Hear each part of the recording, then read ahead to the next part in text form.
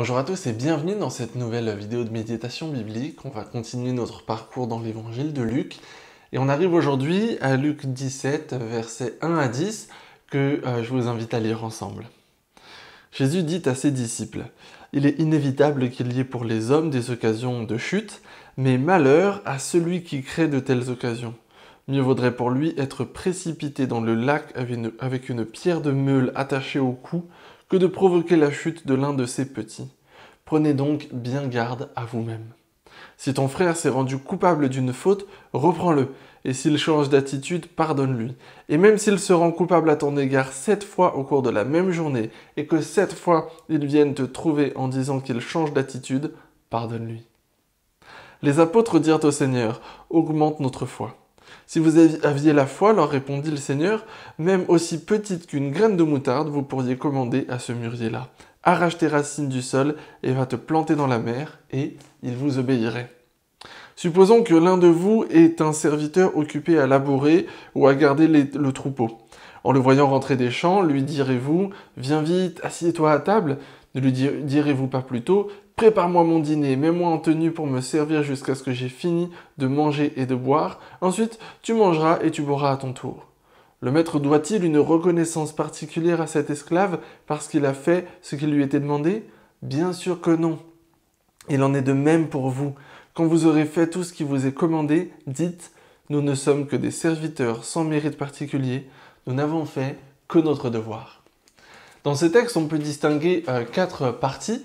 Et en fait, dans les 3 premières, Jésus va s'adresser à ses disciples. Et donc à travers eux, eh bien, à nous aussi, il va leur adresser des recommandations sur la manière de vivre en chrétien, en disciple qui s'engage à sa suite. Et puis ensuite, il traitera un dernier sujet sur lequel on viendra tout à l'heure. Tout d'abord, Jésus nous rappelle que c'est inévitable qu'il y ait des occasions de chute dans nos vies.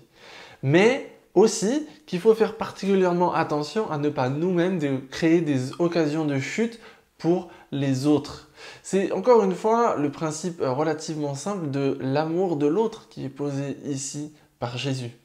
Le principe de penser à ce que je fais non seulement selon l'impact que ça va avoir sur moi, mais aussi selon l'impact que cela aura sur les autres.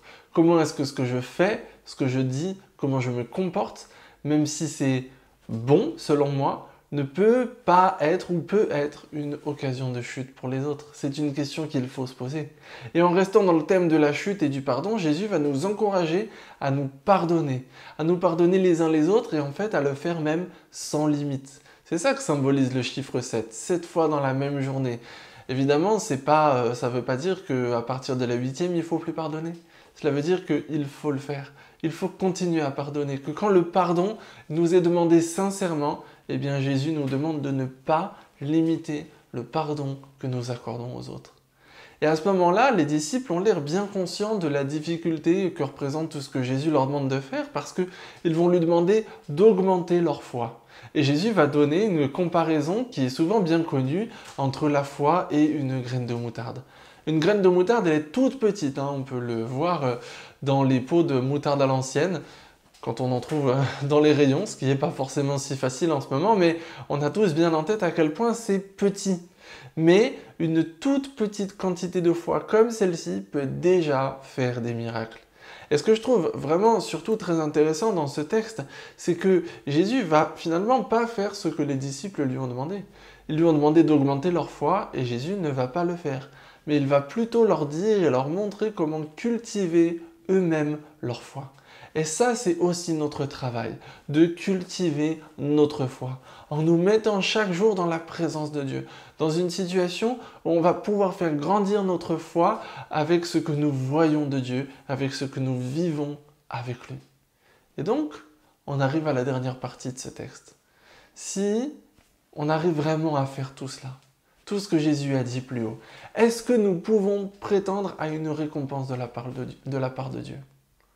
Ce que Jésus rappelle, c'est que nous ne sommes que des serviteurs et que Dieu ne nous doit rien. On ne peut pas arriver devant Dieu avec une facture de prestation de service ou quoi que ce soit, ou de dire « j'ai fait tout ça, donc maintenant tu dois me donner des choses ». Dieu est Dieu. Il décide ce qu'il fait. Il ne nous doit rien. Et nous ne sommes que des serviteurs sans mérite. Mais ça ne veut pas dire que Dieu ne va rien nous donner. Nous ne sommes que des serviteurs sans mérite à qui Dieu ne doit rien. Et pourtant, il nous donne quand même. Il nous comble de son amour.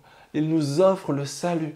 Et plus que tout, il désire marcher avec nous chaque jour. Il nous offre sa présence dans nos vies.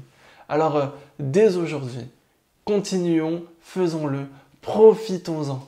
Profitons de tout ce que Dieu veut nous donner, tout en sachant et en continuant de savoir et en n'oubliant jamais que nous ne sommes que des serviteurs, que nous ne sommes que des serviteurs sans mérite. Je vous souhaite une très bonne journée et je vous dis à bientôt pour une nouvelle vidéo.